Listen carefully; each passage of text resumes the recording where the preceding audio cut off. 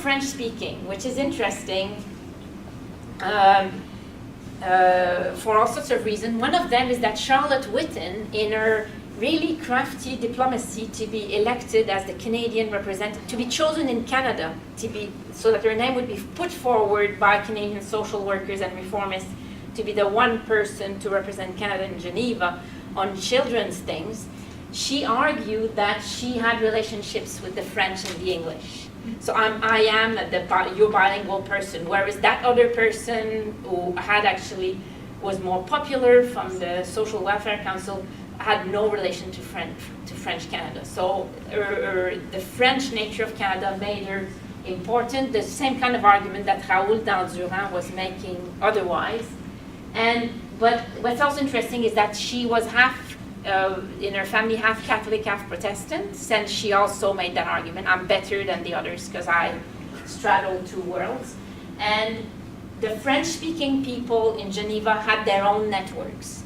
And Colin, there she appears a lot. When they arrive in Geneva, she lives there. She hosts them in her flat. She is a very important person for French-speaking people and French Catholic the social life of French-speaking people in Geneva. And there is Charlotte Whitten when she visited in the, I think, early 30s for that one. Okay, and let's carry on here. She was also a Catholic, and this is where she's the most Andrée Colin, a magnet. When Georges-Henri Lévesque, who is connected to the International Labour Office and is also a famous French-Canadian Catholic reformist, was really hated by, is very well known for his animosity with Duplessis, and he spent a lot of time in Ottawa, and he was close to the University of Ottawa because they didn't want him in Quebec because he was too much on the social reform part of the Catholic Church. So Georges-Henri Lévesque here, pictured at Université Laval, with the first cohort of the people he trained in political and social sciences there, in the spirit of the Catholic reform movement. When he goes to Geneva in the mid-30s, he visits Andrée Colin's salon, and he meets all the Catholics over there. And they get to be quite antagonized by the Anglo-Protestant world, which, like Eric Drummond and like Rachel Crowley, who was in the picture at the beginning, think that we know better, like Grace Abbott, like all the American social workers who think that they know better. And so that love becomes not only, they're together, but they are also defensive. So in Geneva, they speak about the Latins. They even call them the noodles. And there's a lot of bad blood going on between both. And the topics where they are divided in the case of child welfare are institutionalization. So orphanages are bad. That's the same as the Canadian social work beginning. Orphanages are bad, foster care is good. And that's really where social workers in North America are professionalizing. The rest is the church, and it's not good. And they are trying to break that monopoly. And they organize from Geneva a series of inquiries in the world to see how orphanages and foster care are working. And they are determined to say that foster care is better. But as they do their inquiry, they gather all sorts of interesting stuff on kind of middle-sized institutions, especially in Eastern Europe, who, when you look at them nowadays, where foster care in North America is not seen as the best thing, a lot of bad things are happening, the kind of solutions that progressive social workers are proposing now, they're all there in these kind of compendium of what people do in all over the world. But at the end of the report, Whitten is forceful there, uses the Toronto Children Aid Society paperwork, like how do you foster a kid, and it becomes the template for fostering children all over the world, right? She's really the world as Toronto, and fostering recommendations of the League written with Toronto lawyers and orphan and foster care organizations. she was Andrée Colin from Belgium. Belgium had famously had colonies in the Congo. And when child welfare people were writing in the bulletins in Belgium, in the bulletins of social reformists in Belgium, and then in the Save the Children International Union bulletin about the Congo, these pictures were appearing, the very pictures of the lantern slides of the Congo Reform Organization showing children who had been maimed like adults were maimed by the terrible exploitative rubber companies of the Belgian elites, right?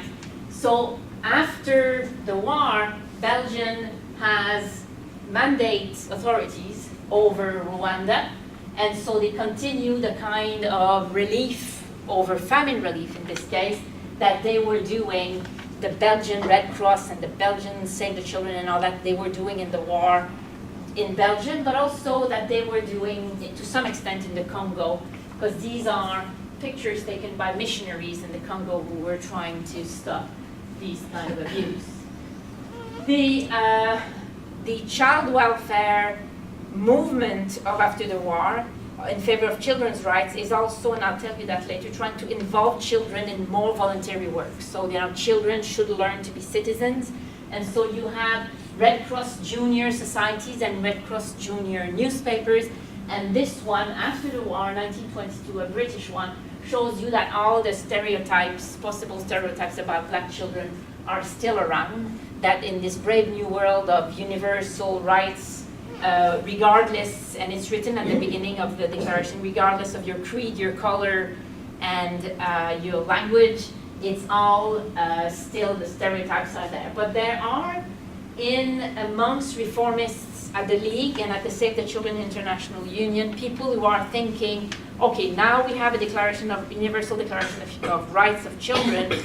We have, just after the reconstruction efforts in Eastern Europe and Central Europe are over, what do we do? And they start looking at India and at Africa, and they start producing things like that.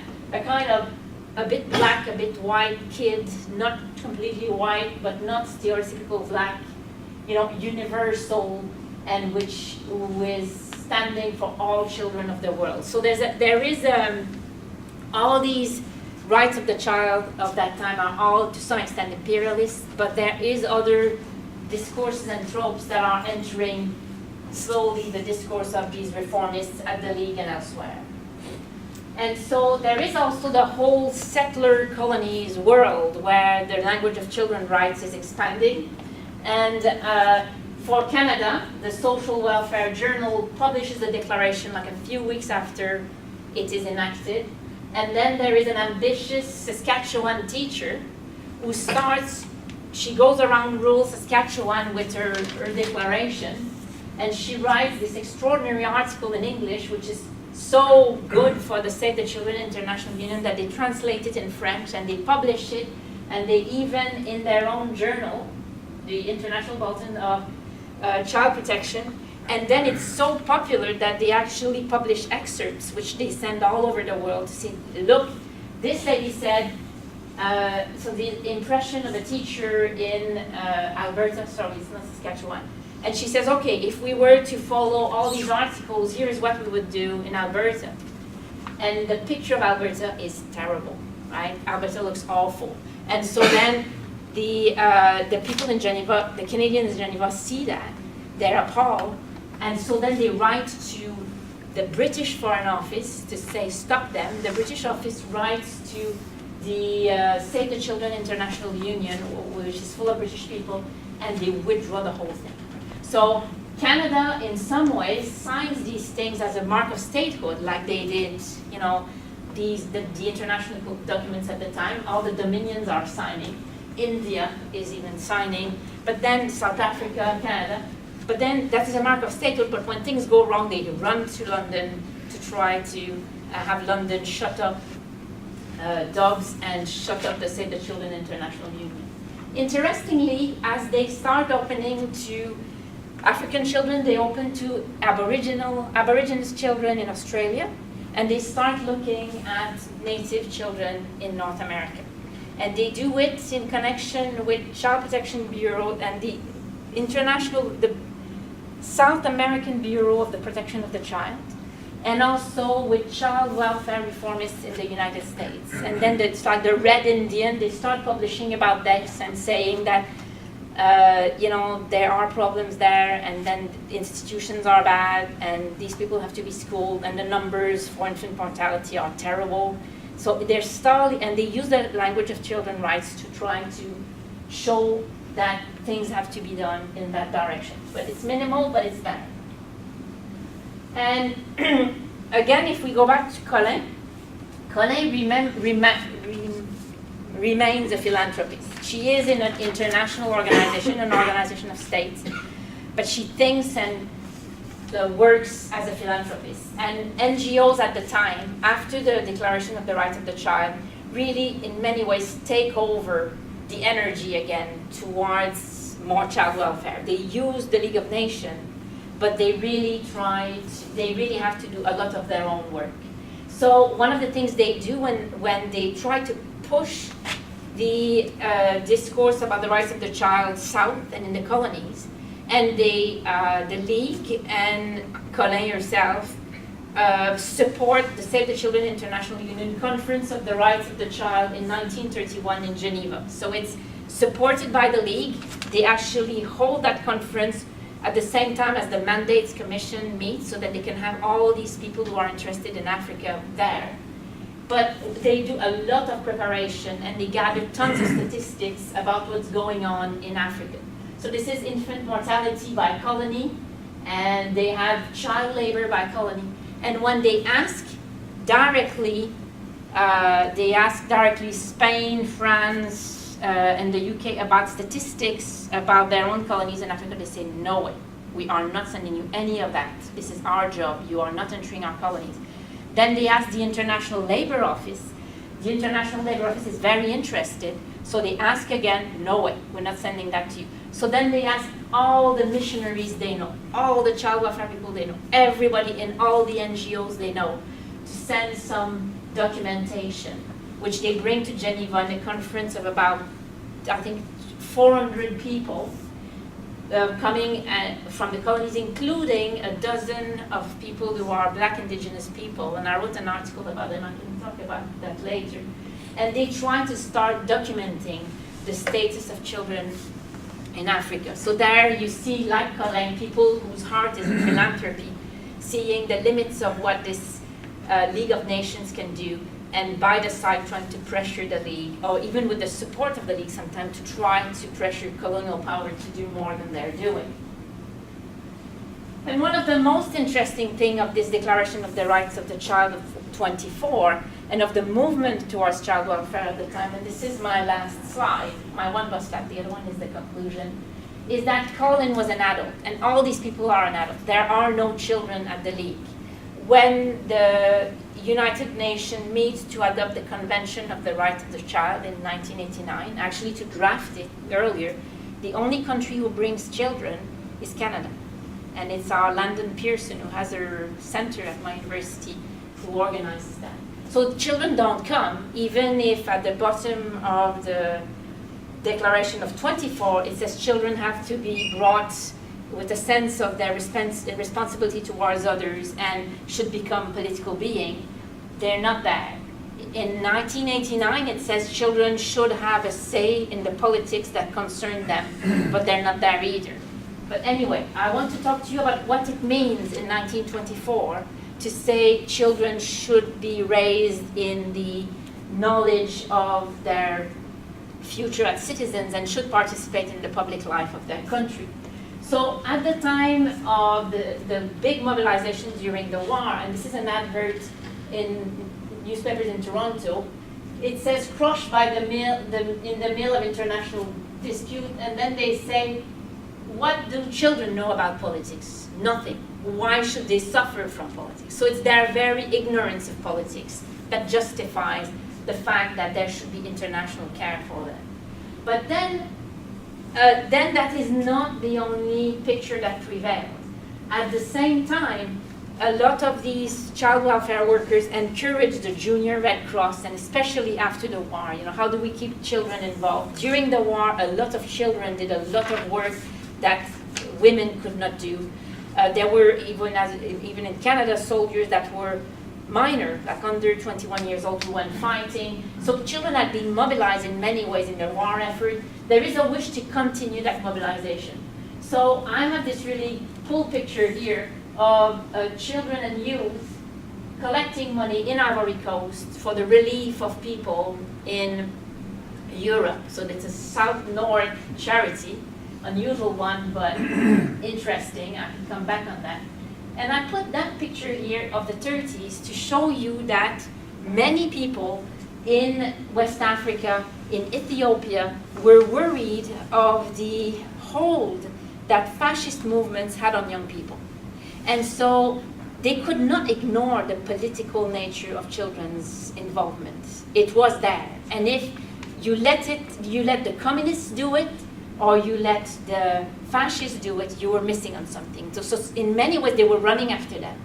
And that, when I asked Landon Pearson, the Canadian lady who was the main person for Canada between 79 and 89 to negotiate the Convention of the Rights of the Child, where the political action of kids is much bigger than 24, she said that a lot of it was driven by communists, and who really want, the communist youth was very important, and communists in Eastern Europe and in the Soviet Union, and they were trying to run after them to have an idea of political action which was not only the communist idea of political action.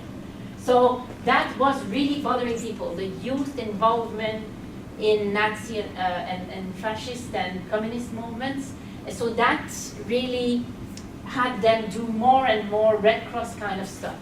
And then I wanted to show you this thing. This is a finding of last Friday, I've got to tell you that because I'm so happy of that. Last Friday, I had my students in my course in the history of youth and children look at old Red Cross children newspapers, Canadian ones.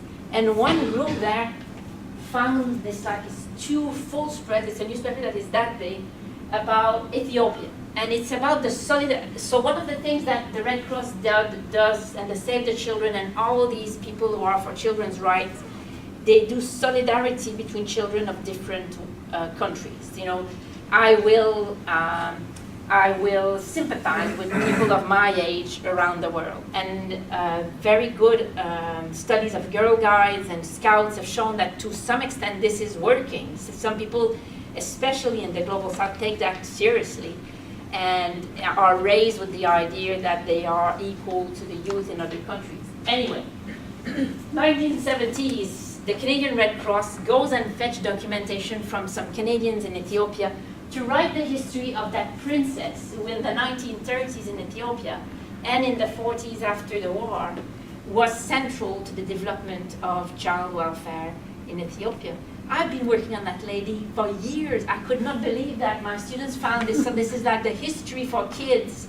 And so they were like, oh, that's fun. And you can even have a cutout doll of the princess and put some clothes on her. And I was thinking, you have no idea what we found. Anyway, so there you go. This is the potted story of the lady I've been working on for years for the consumption of Canadian kids in the 1970s.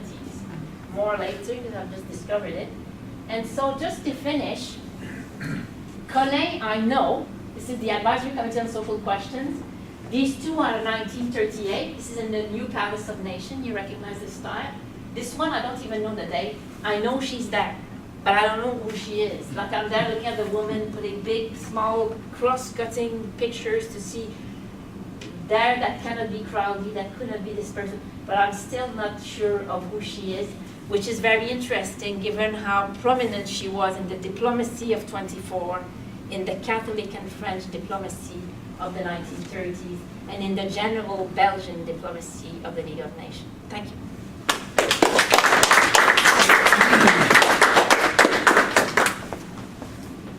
So my job is to just facilitate questions. Does anybody want to start us off? I was actually just in Winnipeg the other day and did a tour of the general strike Yes. sites. And one of the sites we went to was the Victoria Ironworks. They used a lot of children in their labor, child labor. I'm curious about labor and child labor and how much working children or the protection of children who had to work came up in some of the League of Nations. Yeah, so very good. So working, it was really the province of the International Labour Office who did a lot. So but they had started before the League, right? This is the League, the International Labour Office precedes the League, and then it becomes part of it. And one of the first things they do is child labor laws and women labor laws and dangerous work for women and all that. And it is, these are international conventions with their limits, and also what is child labor is very industrial and mining. It's not the main sectors of child labor, agriculture and girls in their home, that is not regulated. Like it is, really they follow, it's not an invention, it's the same in Canada or in France.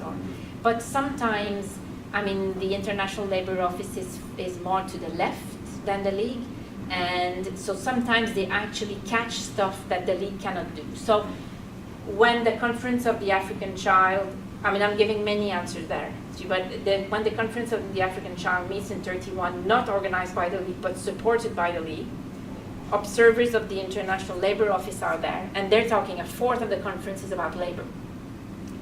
And there's a communist who shows up, a black American communist, John Ford, who's running for vice president, really interesting guy, 1930s. He's back from Moscow via Amsterdam, and he's part of the communist labor movement. And he comes to that conference and he says, this is all rubbish.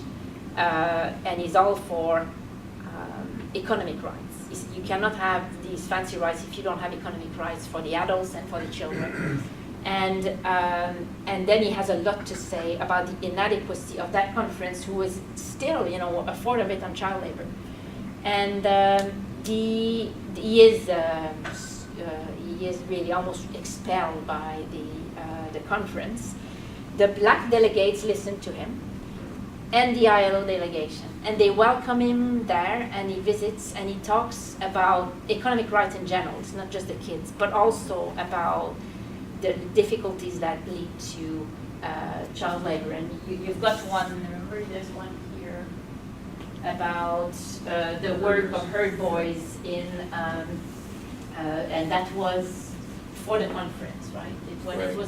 It was done by a missionary, an American, British missionary who was bothered by these things. So by the side, they are interested, and when they talk about education, they're interested.